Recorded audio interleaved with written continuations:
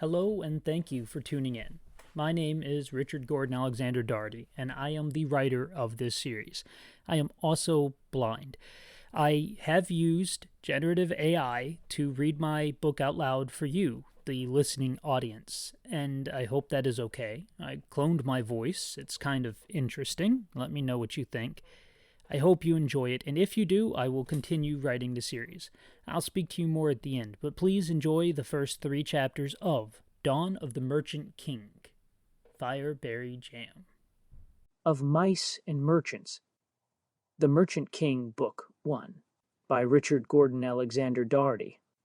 Chapter 1, J. Dessous Silver, Fireberry Gold.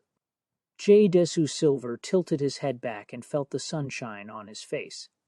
For just a moment it was only him and the countryside of Sinestra. The sound of clinking coin and a hushed curse as something slipped brought him back from his daydreams. He leaned forward and opened his eyes, looking at Edgar count out the payment for the Fireberry Jam. Jay had enjoyed his little mental break, but now the task at hand needed his attention. This is a totally legal transaction being done within the means and confines of the law. The thought was running through his head in his master's voice. The master who repeated that same sentence many, many times before. Usually when they were doing something illegal, the first step to a good lie is to convince yourself of its truth. Jay let his mind wander again down memory road. The problem, W.S. the road. It reminded him of his childhood too much, a childhood of poverty and scraping to get by, with the kindest man he had ever known teaching him about his trade. The great master merchant Julius Dessous Silver, his namesake but not his flesh and blood. He had never known his parents. The musical sound of metal falling brought Jay's attention back down to Edgar, who had just toppled one of the towers of copper ingots that stood before him on a small table. Jay hoped they had enough to purchase every last bit of Fireberry Jam. The only thing worse than starting the deal was not following through with buying the entire lot. All it took was 1 crate or barrel to make it to the next goldsmith store, and they were finished. His old master's words echoed in his mind. "Everything good?" Jay asked, glancing back down the road. "Is that dust cloud from a wagon or the wind?" "Yes, sir," Edgar said, crawling under the table for the rest of the copper pieces. He scrabbled in the dust of the road for the rectangular pieces as the group of Suwanshi waited silently. They all stood in a cluster and had propped their small spears along the side of their peculiar round wagon. Even without weapons, their muscles and dour expressions made them a very intimidating group of men. Only one had spoken the entire time they had been trading, and neither Jay nor Edgar understood the dialect or language. But both sides understood coin. As Edgar straightened up, one hand holding a stack of ingots, his head connected with the bottom edge of the table, Jay heard it and sighed, closing his eyes against the disaster unfolding. The painful impact was loud enough to cause some of the Suwanshi to flinch, and the harder ones to laugh. Jay made a decision and slipped from his seat, sliding down the metal side of their wagon. He landed behind Edgar as the young man sat up, a hand brushing the back of his head and tears in his eyes. "I'm sorry, Jay," Edgar whispered, struggling to his feet. "Nothing to be sorry for," Jay said in a sympathetic tone, taking Edgar by the elbow and pulling him upright. Then Jay turned to the Suwanshi and regarded them a moment. "You want a deal? We got medals. You are saying not enough." "I say enough," Jay said, raising his volume and lowering it, creating a cadence to the words. He brought a hand down onto the table, rattling the ingots. One of the Suwanshi stepped forward, absently plucking a spear out of the stack, laying against the peculiar wagon as he walked. Jay measured him up as the leader of the group based on the thin gold earring he wore. Then, without saying a word, the Suwanshi chief stabbed the table with the spear. The impact made the ingots rattle in their stacks. After the tense moment of silence that followed, one of the stacks spilled sideways across the table. Jay reached down and grabbed Edgar's shirt, pulling him back from stooping to pick up the few that fell into the dust. "Edgar, I want you to start getting every scrap of hard junk we have and piling it on the table until he grabs his spear," Jay said, not looking away from the Suwanshi chief. The spearhead in his table was hard junk, bright and shiny. The rest of the spearheads behind him were a mix of copper and stone. What they wanted was clear to Jay. They want better spears, not ingots, but hard junk. Edgar didn't question the order, instead turning on his heel and starting to pull down bags and packs. A merchant's wagon was very carefully packaged and managed. The more valuable an item, the closer to the top, and readier at hand it was. That's why the scraps of metal they had collected over the months of trading was stored at the very bottom, because its value was only apparent to blacksmiths and their apprentices, or warlike tribes of savages who held a fortune in berries. Fire berries? What a beautiful commodity it was. No one truly knew where they came from. Did they grow on trees? Bushes? Were they eggs? These things were debated over tables in high-end taverns as the wealthy patrons drank their succulent juice. See, fireberries made fireberry brandy. And that made a mere merchant of the roads into one of those wealthy patrons. Wherever it came from, Jay knew one thing for sure. This was a gift from Death himself. Eternal! There was now a hodgepodge of different merchandise stacked to the side of their wagon. The rocking chair Jay had purchased to resell was unloaded, followed by a crate of poorly made hogshoes. As Edgar worked, so did Jay, expertly stacking and packing the copper ingots away. Each one was about the length of his little finger and as wide as two fingers together. On one side of each was the grim expression of the old king of Sinestra, and on the other was an ominous-appearing doorway. There was a new king now, son of the old, as his custom, Jay supposed. Jay also had an inkling that the ingots would be changed in the following years to reflect the change in Overlord. Even though that might happen, only half the ingot would be restruck. The dungeons wouldn't go anywhere. They were as deeply ingrained in Sinestrian life as was riding hogs. You wouldn't go around riding sheep, and a true subject of Sinestra would never live in a place without holes leading to other realms. That would be downright unnatural in Jay's Openon. The ingots stacked nicely, fitting into small piles of 10 that strapped snugly into leather cases. The cases themselves held 100 bars in rows. These cases could be packed into satchels that carried 4 cases each. He only had roughly half a satchel of copper and another half satchel of silver. A trick of road merchants everywhere had led to Jay stuffing some rags into the other 2 cases strapped into each satchel. Always appear wealthy. And in a robbery, throw the dirty linen at the highwayman first. His hands flew over the table, getting all the copper ingots up as the Suanchi tribesmen started growing agitated. Jay didn't blame them. By all accounts, him and Edgar were changing the deal. The Suanchi chief was looking at him from across the table with a stone face. That is, until Edgar finally pulled out the long trunk that crashed to the ground behind Jay just as he finished fastening the straps on the copper satchel. Jay turned and threw the satchel into the open space made by the scrap metal trunk. Then he helped Edgar pull the trunk onto the table, knocking loose the spear. It fell, and the Suanchi chief silently moved with fluid grace and caught it before it hit the ground. "You sure this will work?" Edgar said, huffing from the exercise of unloading so much so fast. "If it doesn't, we can just go work for goldsmith and ore. 2 apprentice merchants who can count," Jay said. That would be a fate worse than death for him, but he would risk it for his dreams. "Lucky them," Edgar said. And then, turning towards the Suanchi, he threw the lid of the trunk open. Inside was revealed the twisted and bent hunks of hard junk. "Is this what you're looking for?" The effect was immediate on the tribesmen. The once disinterested group now started moving forward, talking to each other in their strange language. The chief started picking through metal bits and holding up larger chunks to be seen by the others. Jay thought they would make good spear points. His guess was right on the ingots, right on the copper vein. The words hit him like a blow. He could almost hear his master saying it. It took a few more moments for the tribesmen to look over the goods. Jay and Edgar both hung back and watched them paw at the metals. The chief spoke a few words at Jay and then spread his hands as if to say more. "Edgar, is there any more in the wagon?" Jay asked, not taking his eyes off the chief. "I packed it all in that trunk last time we pulled everything out. We have some of the light junk, but it's definitely not this stuff." Jay stepped forward and slashed his hand at waist level from side to side. "No more! You take whole thing!" And with that he slapped the lid closed. Some of the Suanshi jumped back, barely missing their fingers in the snap. One wasn't so lucky and whelped as it bit him, bringing his wounded finger back to his chest and laughing. Jay stared at the chief, one hand on top of the chest, and pointed at the fireberry pile of crates and barrels with the other. The chief turned to the barrels and crates, and then looked back at Jay. Jay now noticed that the man still held a twisted piece of hard junk in his free hand. With a flick of his wrist, he tossed the sherd of metal to one of the younger tribesmen. Then he turned his head back and started tapping crates and barrels. Each one he tapped was moved into another pile by his men. "Want to play it that way? I can play. You'll accept my deal, Suanshi." In response to the growing pile, Jay opened the chest and took out a few of the larger pieces.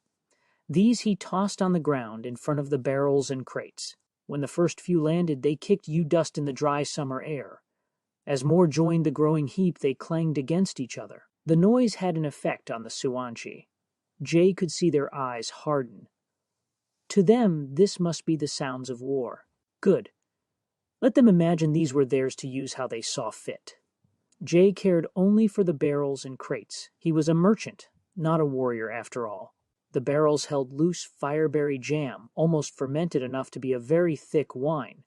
The crates held small clay pots of fireberry jam that were sealed against spoilage. They had already spent the time to inspect everything. They just needed to get it into their wagon. The chief leaned over the small pile of hard junk and used his spear to flip pieces here and there. Then he used the spear to point out another twisted and dark piece of hard junk in the trunk. Jay gritted his teeth and decided to gamble.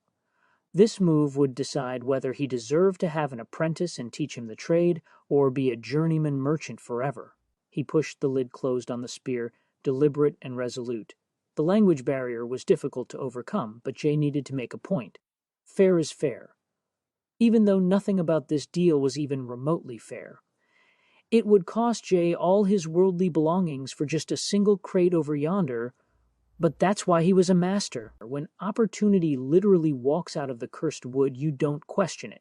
You trade. The chief pulled his spear back and thumped the ground 4 times Ethit's butt, not breaking eye contact with Jay. 3 more barrels and 1 more crate was brought forward to sit beside the small pile. They value crates more than the barrels.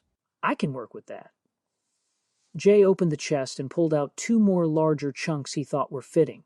He laid these down, and the chief struck the trunk hard with the butt of the spear. "Hold your hogs, I'm not done bringing stuff out yet," Jay said, going back for more.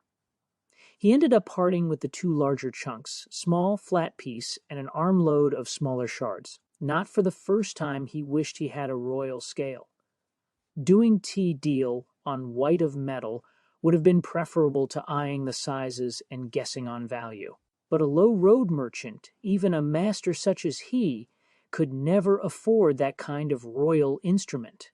The fees alone would dink Mr. Eternally expensive contraptions. The chief nodded as Jay finished dropping the last bits. Then Chof tapped the road 4 more times. Jay did a quick mental calculation. There were 5 barrels left, but 6 crates. The crates were obviously more valuable, and he was more than halfway through the chest of scrap. All the larger chunks had already been vouched for. Hard junk wasn't particularly valuable, being roughly 20 to 1 on weight merit to copper. He needed to figure out how to stretch his resources. He brought another armload of shards for the new batch of trades, 2 barrels and 2 crates this time. Then a thought struck him, and instead of getting the rest of the hard junk, he brought the hog shoe box forward. "Edgar, grab that rocking chair and bring it over here," he said as he passed the young man. Once Edgar had set it down, Jay opened the lid on the hog shoe box and brought one out to show the Suanshi. The chief stepped forward and took it from Jay's offering hand. Turning it over in the air, the man spoke to his tribesmen in their strange, flowing language. He motioned for the rest of the Suanshi to move forward and look at the box. The contents were hard junk, but a slightly different type. In the crude Ignean language, it was called iron. It was heavier than more common hard junk and rusted faster. For that reason, this type was called red junk by most all subkeks of Sinestra. In a surprise move, the Suanshi chief tapped 1 more crate with a fluid motion. How does he use the spear that way, an extension of his arm, slinging it out and bringing it back like a fox biting? It would be beautiful if it weren't so dangerous. Jay took a gamble and threw a hogshoe at a barrel, hitting it with a thunk. The chief hesitated just a moment, then tapped the barrel too. This hogshoe deal was a huge profit by his calculations. He needed to record this in his mercantile life guide. Every master merchant wrote a great book of successes and profitable deals to tee their apprentices out of. It also hailed all the swindles that had befallen them. Jay had just started his book, and had 2 others to teach Edgar from. His own master's personal book, and a book from Aaron Goldsmith, the original partner in the legendary company Goldsmith and Orr. Although Jay suspected that the Goldsmith book was more tale than truth, to be honest. For just a moment, Jay found himself daydreaming about the entry. The hogshoes had been purchased from a blacksmith's apprentice who was making them for practice. They were rather ugly creations, or perhaps the blacksmith apprentice hadn't had the best vision, or was truly that new to the trade. One side of each was longer than the other, and the thickness of the metal varied wildly. But Jay had traded for the box anyway. At the time he had been upset. He was too enamored by a pretty milkmaid, and so made the deal to appear mightier than his meager means. Jay was brought back from the memory of the maid by a sharp nudge from Edgar. He quickly looked around and realized he had given away every scrap of metal they had left. A was still looking at 2 barrels and 1 crate, but there was a book now laying on top of the last crate. I wouldn't have expected savages to be carrying around books, Jay thought, as one of the eldest of the Suanchi sat in the rocking chair and exclaimed as it started moving backwards. All the Suanchi burst into laughter. Jay turned his back on the laughing group and talked quietly so only Edgar could hear. I need you to get the swords from under the seat. You'll find them wrapped in the traveling cloaks. Edgar paused. One of those swords was Edgar's, given to him by his father. When Edgar had signed up to be his apprentice, he had pledged soul and substance until his apprenticeship was over. All his belongings were technically property of the store. I'm sorry, lad. I would hold it back if I could, but we need this. Just please do it. There must be some. Get my swords. They goes on the block.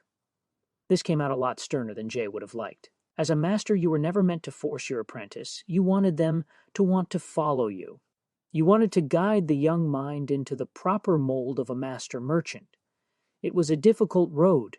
Part of that difficulty was letting go of personal belongings. Of course, each merchant was given leeway in the form of a small chest of personal belongings. A serred chest. Jay had decided to keep his master's chest full of the old man's things and fit his own keepsakes in amongst those treasures. Edgar had a sacred chest of his own, but the sword wasn't in it, so it was the shop's to sell. Jay's personal sword wasn't a gift from his master. It was actually part of a trade he had done, a memory he had recorded in his book, but not something sentimental enough to warrant keeping when pushed to the limit. He watched Edgar get the swords. His apprentice clambered up into the bed of the wagon and shifted some of the inventory out of the way. He blocked their view with his body as he was trained to do as he caught the secret clasps that held the back of the seat in place. When the metal side was off, he reached in and came out with a green bundle of cloth. He unwrapped the swords, exposing the dark leather sheaths. Edgar jumped down from the wagon and held the bundle out. Jay looked into the young man's eyes and saw the tears barely held back. The sword was passed down to Edgar from his father. That's all Jay knew about it. That and the fact that Edgar's father had abandoned him to be trained by road merchants at the last annual going. That was the LST Road Merchant Festival Jay had attended with his master. He still remembered finding the tall youth with bags at his feet and a sword on his hip awkwardly standing amongst the children to be trained. Clearly too old and too wealthy to be an apprentice, but there nonetheless. Jay set his jaw and took the bundle, turning to the Suanchi. The group had taken all the scrap they had laid out and put it into their round wagon, including the rocking chair and hogshoe box. That chair was never a part of a deal. Jay finished unwinding the cloak from the swords and tossed it behind him. Then he sorted through the 2 swords. He had never Tresley paid close attention to Edgar's blade before. Now the 2 side by side showed the stark difference in quality. He quickly passed the superior one back to Edgar. Jay then stepped forward and drew his blade, Hard junk shone bright in the daylight. He used the sword to point at the remaining barrels and crates. Then he held the sword vertically. He made sure the chief could see his movements. Then he slowly drew his hand across the tip of the sword. A tense beat of time passed. The wind beat eighth tree limbs together, making it sound like the Ignean waves on their sea of stone. One of the Suanshi let out a whoop at seeing the blade. The chief nodded. It was a slight tilt of his head, that was all. The Suanshi started rolling and carrying the goods over. Edgar, get the block and chisel from the cart. Set it up and wait for me. I need to check the crates before we go any farther. Jay heard the scraping of goods in their wagon, the little that was left after this deal. Jay took his time prying every lid off and inspecting every jar. The clay pots had twist-off tops, and he carefully inspected their contents. The barrels were a little more difficult to check, done by pushing a reed down the small corked opening and inspecting the slick fireberry jam that ran along its length afterwards. The Suanshi watched him and Edgar with curiosity as they both worked at their separate tasks. "It's ready," Edgar said. "Good. Start loading the barrels. I'll help with the crates in a minute," Jay said. He paused, having just inspected the last barrel and now looking down at the book atop the crate. He picked it up to see what was inside the plain leather cover, but a harsh stream of words from the Suanshi made him set it down and turn to the iron block and tools. He crossed to them and took his place behind it. The chief walked up and appraising the portable workstation with a practiced eye. "Bet I could have traded you this, but it's far more valuable to me than it would be for you." Jay set the sword on the block of iron. Then he put his foot in the middle of its bright blade. Then he placed the chisel right where his hand had drawn the invisible line. He grunted, lifting the hammer that was one solid piece of hard junk with a hog's hide-wrapped shaft that served as its handle. These three pieces constituted an apprentice blacksmith's workstation. Technically, a huge break of law for anyone but an apprentice blacksmith to own. The hammer went up. The hammer came down. A sharp sound of a clean break rang out. A tip flew through the air. As it wheeled, it reflected the bright sunshine of a Sinestrian day. Jay lifted the broken blade in the air and looked at its reflection.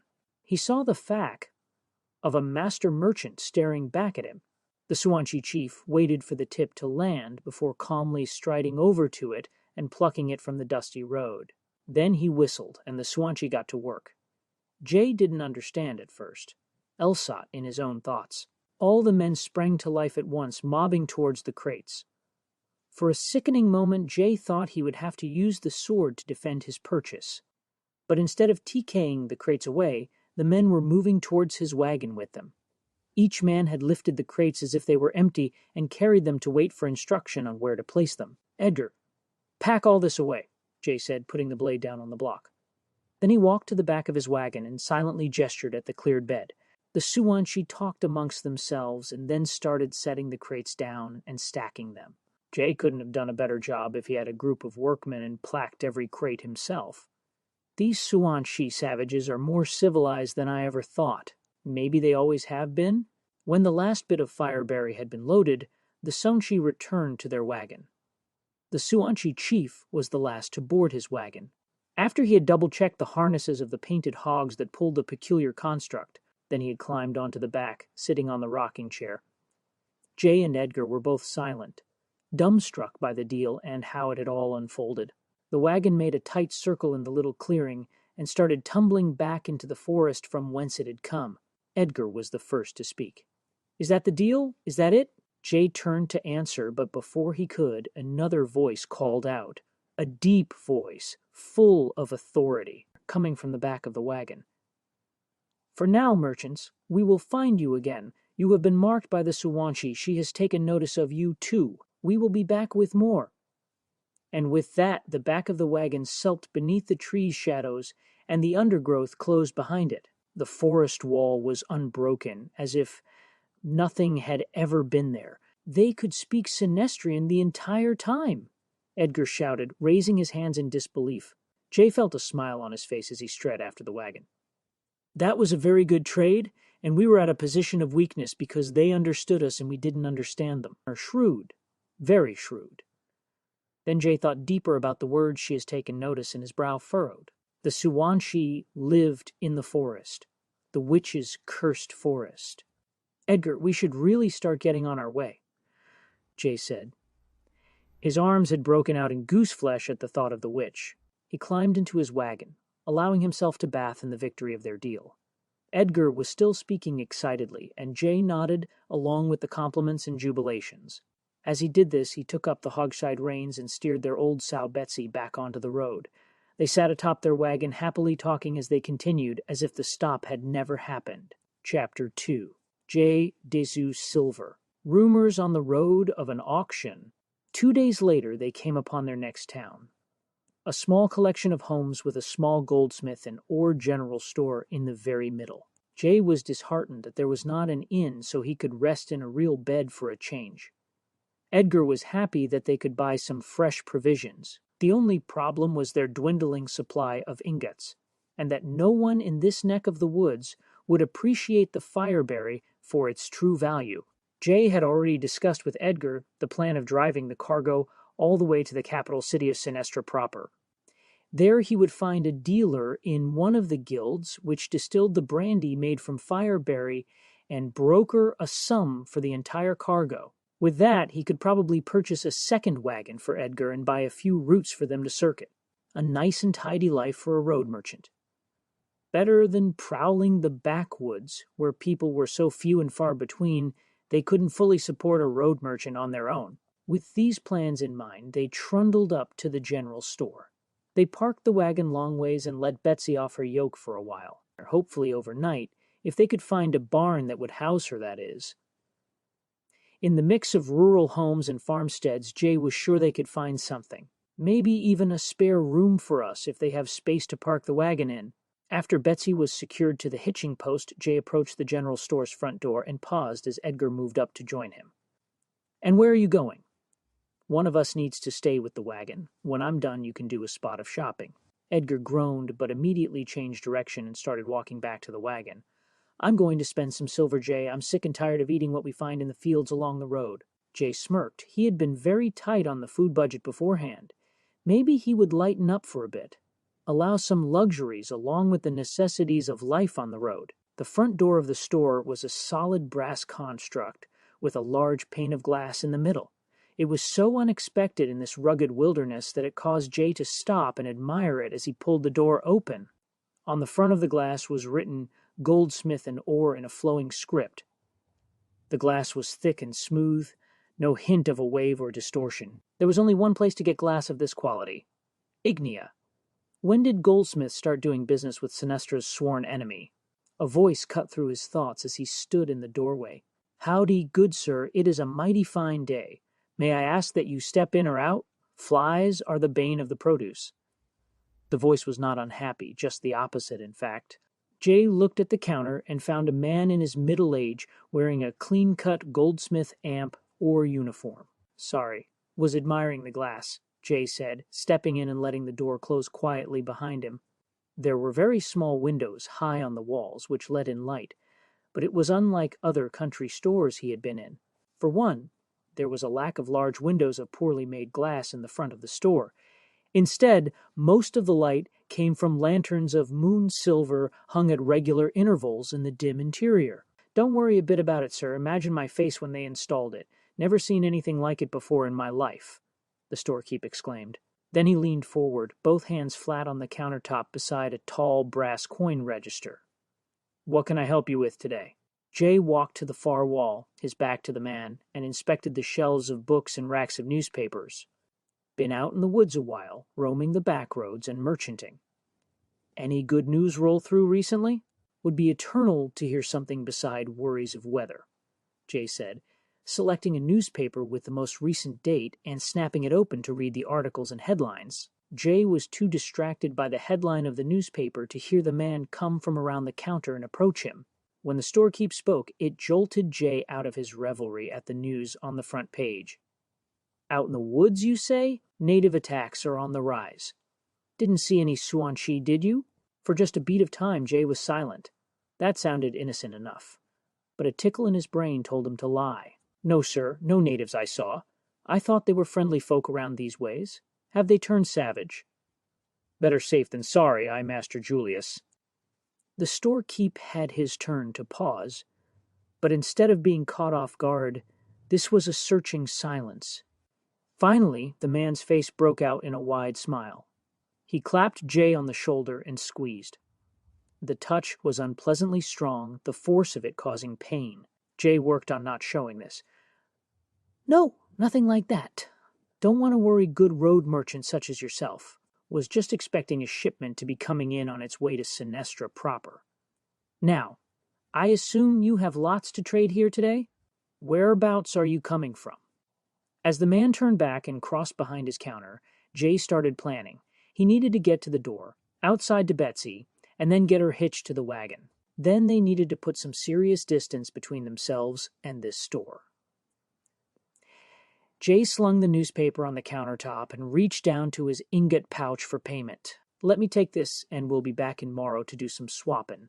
My prentice and I want some snoozin'. He had purposefully adopted the dialect of a marsh merchant. Yes, I imagine you'd want to. There's an inn here, in fact. The house across the street there. Good beds and hot bathes. Whenever you're ready, I'll be here waiting.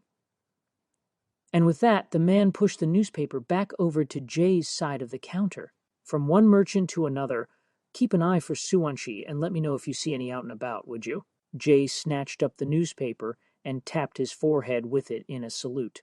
Many thankies, sir. We'll do post-haste. See you on the morrow, Jay said, walking briskly backwards. He reached the door and opened it while moving through in one smooth motion. The storekeep said something behind him, but Jay already had eyes for Betsy. With practiced ease, he untied the hog and started leading her back to the wagon. Master Julius had taught him all about the Stange Marsh merchants during their lessons. It was a art of their culture in business to be abrupt and busy in everything they did. Just what you needed to leave a situation quickly. Sorry about this, girl, Jay said, patting the old sow's snout lovingly.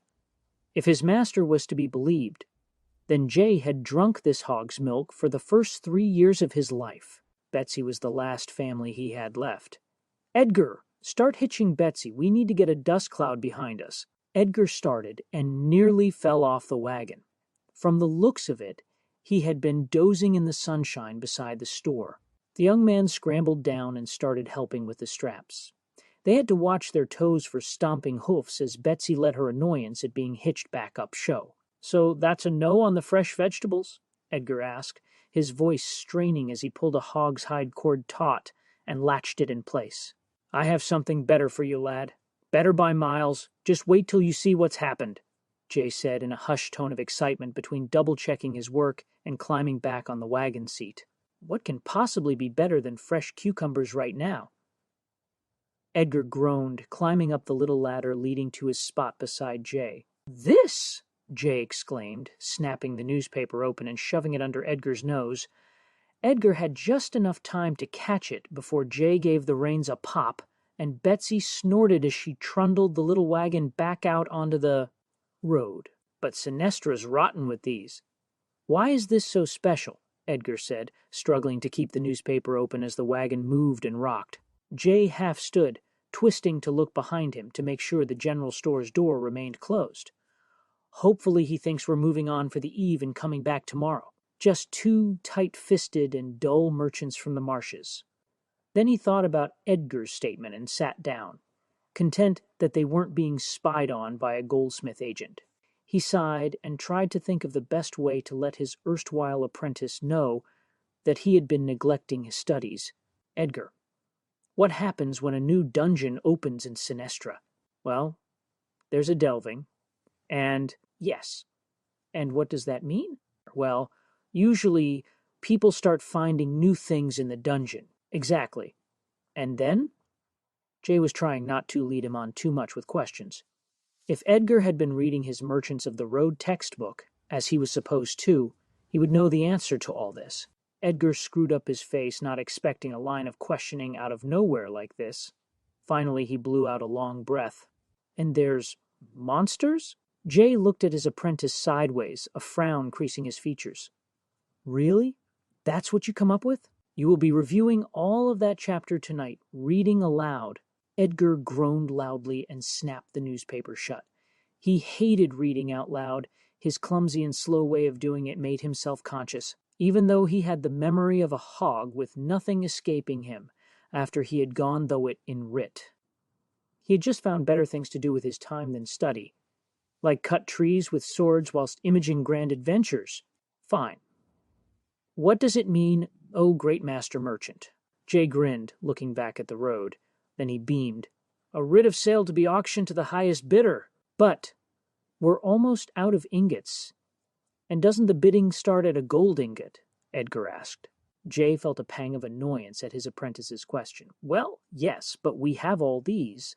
And with one hand on the reins, he reached the other back and patted the cargo. Yes, okay. But these aren't ingots. Jay stole another sideways glance at Edgar. He furrowed his brow. The boy was right.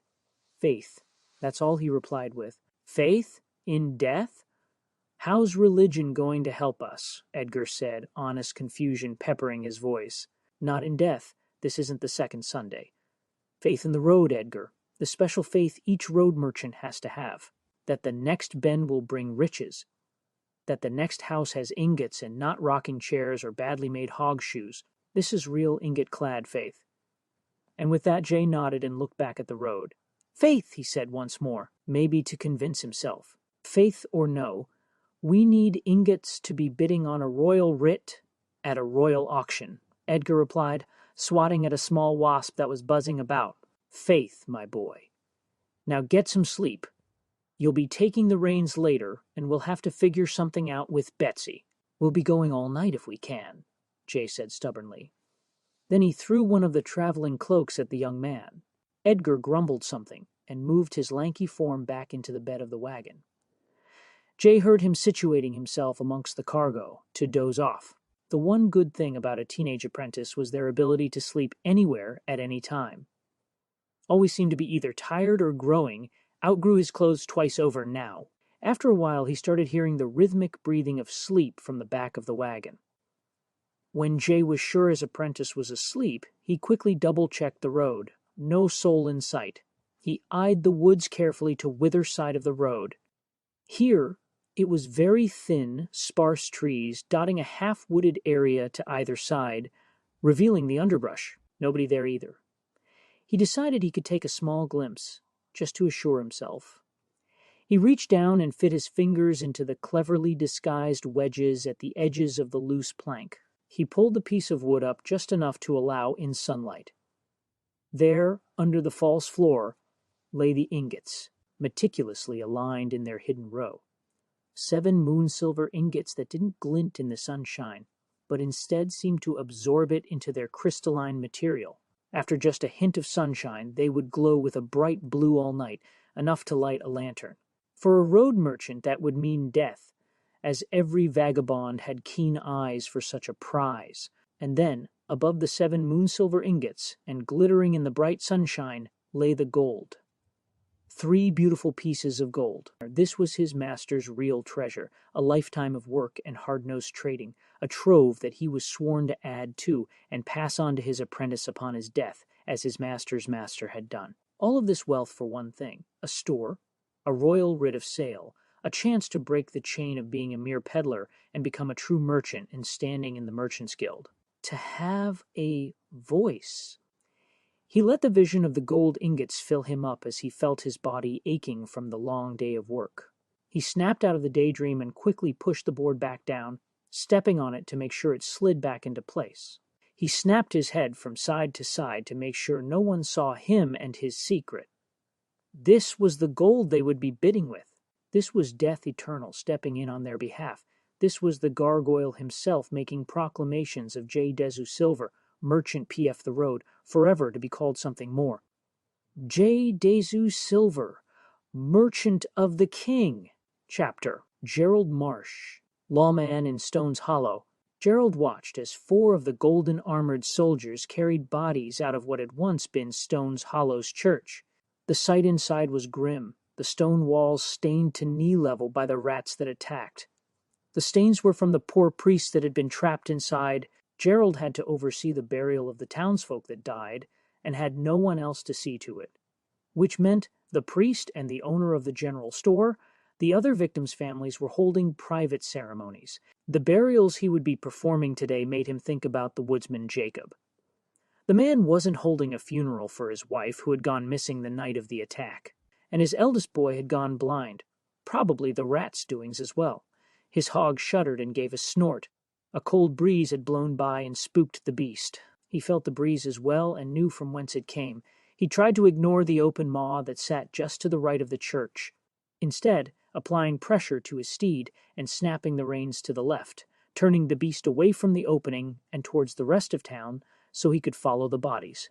The maw had once been a large rectangular stone that the priest would stand upon and give sermons praising death and gold, end and resurrection, a pleasant sight for all until an entire side had fallen in, and the rats had come out. The royal golds now stood guard outside and inside the opening, stationed like silent statues of splendor, always 8 of the silent figures. He shivered, that cold breeze becoming a wind and the dry scent reminding him what lay just out of sight. He saw a royal gold making his way to him, and so clicked his heels on the hog's belly, putting the beast into motion and meeting the man halfway. "Good day, sir. I am Sir Michael Fitzroy of His Majesty's Royal Gold, Commander Second Class," the young man said, raising his visor and proffering a rolled piece of parchment. Gerald held out his hand, leaning down, but didn't take the parchment.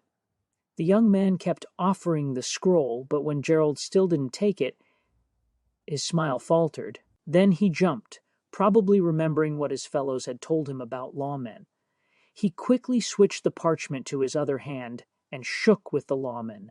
"Ahoy, been expecting you since I received this group yesterday morning. They said a whipper would be coming down, but I didn't expect someone so." Gerald looked the man over, still shaking his hand. He suddenly sat back, not releasing the grasp and pulling Fitzroy off balance. Fitzroy let go of Gerald's hand and quickly pushed against the hog's side, righting himself enough to sway on his feet, unbalanced. Gerald finished with a smile. Gerald could see the scarlet climbing the young man's face, a face that probably wouldn't grow a proper beard for another year or two. He must be in his 20s and probably went to one of those universities. "Sir, please take this parchment and direct me to the royal contingent. You are relieved of duty," Fitzroy barked, thrusting the parchment forward again. Gerald didn't expect so much bite from the young man. He snatched the document and slid off his hog on the opposite side, walking away from the blustering commander. He wasn't trying to be disrespectful.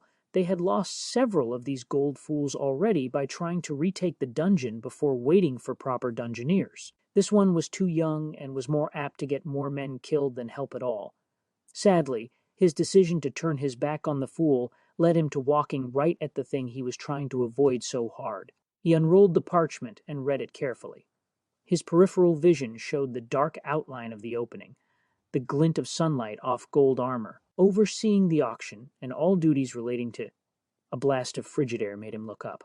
The royal gold stood 2 to either side of the opening, the grass in front blowing in the unnatural wind. A howl came from within, the howl of air through a ravine or cliff, but the opening only led down, into a sort of hell. Someone jogged up behind him, and he let the parchment roll closed as he turned. He put the parchment out in front of himself at chest level, and Fitzroy pulled up short, careful not to run into the piece of paper. Better protection than a shield with these kinds. Fitzroy opened his mouth and Gerald started right in, motioning to the dungeon with the paper as he spoke, his tone stern as if he were punishing an unruly hoghound. "You have no jurisdiction to relieve me of anything, especially my duties. As a lawman of the First Order, I am your superior in the eyes of Senestrian law." Gerald tossed the parchment to the stunned Fitzroy. As the young man juggled the priceless orders, Gerald considered his utans. A lot of people didn't expect to find someone who deserved the title Master in Marsh County, but Marsh was his name and his line of lawmen stretched back to the dawn of Sinestra. He decided to press the advantage, literally. He did this by pushing the young man's breastplate with every few words, driving him backwards towards his waiting hog. Furthermore, that paper readily admits your inexperience and need to serve under someone you can view as a mentor. Your grandfather asks that it be me, and I accept. I will write him to tell him so. In addition to your duties as a royal gold commander, second class. You will be deputized on the morrow, and for the time being see to the removal of every scrap of poor Mr. Bonechill from the church. He's literally on the walls." The last statement was punctuated by Fitzroy bumping back into Gerald's hog. Gerald saluted sarcastically and yanked the young man forward and out of his way. And with that, Gerardo swung himself into his hog's harness and gently clicked his feet against the beast to get it lumbering along. From behind, he heard the unrolling of the parchment. He's reading the unfrank greeting, understanding the playfully crude joke the Master of Gold had written about Bonechill and the rats, and was perhaps just about at the right spot. "Get to work, deputy. See to your duties." A few moments of silence passed, and Gerald heard that howl from the maw again. Then a crisp "Yes, sir," sounded behind him, the voice overly loud. "You're going to need that fight to be a lawman here in Marsh County, boy." Now that the whipper was taken care of, Gerald needed to see some people. That eldest son of Jacobs's would be first. His hog snorted as he pushed him forward into a trot. His old boar's name was Winter. His hair was stark white and bristled in the warm spring air. He patted Winter affectionately as they sauntered along, smiling about Fitzroy, and then his smile turned downwards as he thought of the night. That's what all the townsfolk called it. Or the night of terrors if the townsfolk got into their cups at Leah's Inn. He sighed, and swished the reins, turning Winter slowly towards the Oaks woodyard. He held a note from the king addressed to Jacob Oaks. This was probably an official woodsman's license. Jacob had been Marsh County's woodsman since his father had retired, and Junior would have taken over for Jacob when his retirement came. But word had been that Alu had taken up the apprenticeship, the eldest's sudden injury causing a change in the lineage. His thoughts became quieter as Winter walked past a dark patch on the dirt road. The teenager's blood from the night had soaked in, and nothing short of a heavy rain would wash the remembrance away. Gerald should have shot him, should have ended the pain, but he couldn't. He froze when it came to killing someone from his county. Jacob had done it for him. I owe him some dark thanks for that deed. Gerald guided the hog into the middle of the road. The trees on either side now had new meaning to Gerald since that night. He was not afraid, had only been truly afraid of one thing in his entire life if he was honest with himself. His father had been a cruel man. Still, he had survived addicts and thieves, and he had done it by being careful. He was thankful when the Oaks' large home came into view. Thankful he could ignore the rotting corpses the trees held in their bows now. The front door opened as Winter crossed the yard, and Luna came out. "She's been crying. Wonder if I should say something?" He swung off Winter, and the little girl came up to him and looked up, putting her hands on her hips. "What do you want, Marsh?" The tone, the stance, everything about the little girl but her height reminded him of Mrs. Oak. His hand went to his left cheek where she had laid him out once, a solid strike. Completely unearned, of course, he had brought her husband home troughed up on Winter's back after he had gotten a little too drunk at Leah's and bragged about cutting down a tree. No tribute to the witch, it was completely unearned, but he had let it pass on that night. For old time's sake, the little girl still wanted an answer, standing there and staring him down as if to say, "Not scared of you, lawman." He found himself putting out a hand and rustling her hair as he looked around. "Is your father here? I have a letter for him from the king." She pushed his hand away and grumbled. "He's out back chopping the trees. She sent 12 with word." She told him fair trade. "It's not fair, lawman. You hold the law. You need to hold that witch to it." She was crying at the end, trying to shove him as if he was the one to blame, just like her mother. She really could be an Oaks by blood. Another voice rang out across the yard as the little girl stopped hitting him and started crying against him. He had crouched down to give the girl a hug, and there was no mistaking her brother's voice. He was calling her name, but his head was swiveling from side to side as if scanning the yard for her, listening for her. That's what has doing. "Over here, Junior!" Gerald called out. The man's face turned in his direction. Gerald was so shocked he let go of the girl. She backed away and then glanced back. Then she took a step forward, and through her sniffles she whispered, "Don't say anything about his eyes. He gets real sad." Gerald was shocked at the maturity in her voce. Not all casualties of the night were human. Some childhoods are gone as well. "Okay, I won't, darling," Gerald said, but he didn't take his eyes off the younger man's. They were a dark red, the color of blood. He started walking forward, moving his head to hear the world around him, but moving directly towards Gerald and the girl. Winter snuffled in some grass off to the side, and Junior turned his face that way and sniffed, of all things. "Gerald, is that you? Brought your hog? Must be important. Is it about Ma?" Junior was using a long, thin stick to span the ground in front of him. When the people in town got the news about the eldest Oak's condition, Leah's father had come to see the Oaks. He had been blind since he came back to Stone's Hollow from Sinestra proper.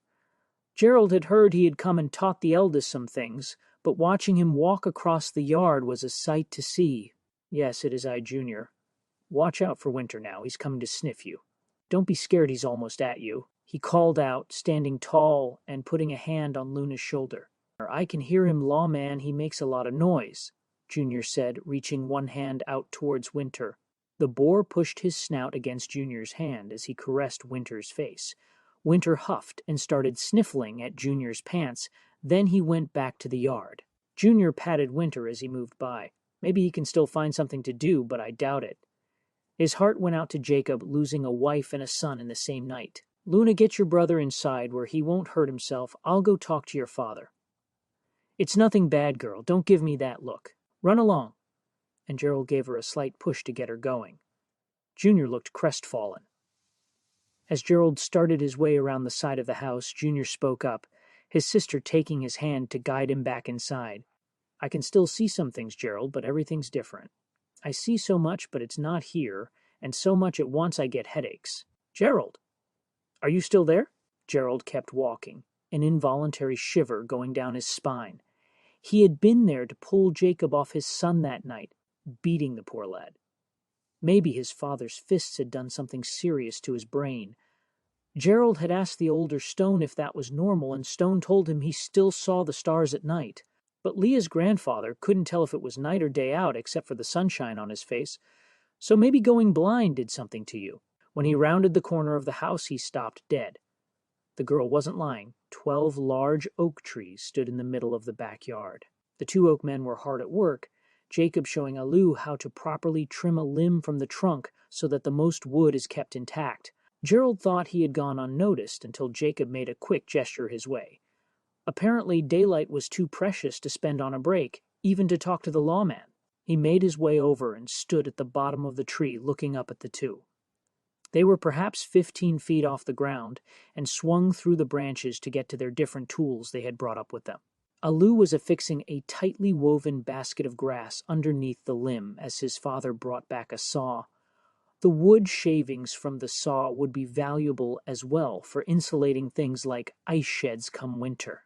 "Jacob, I see you're hard at work. I don't mean to take up too much of your time. I got a letter for you from Sinestra proper. Has the king's seal."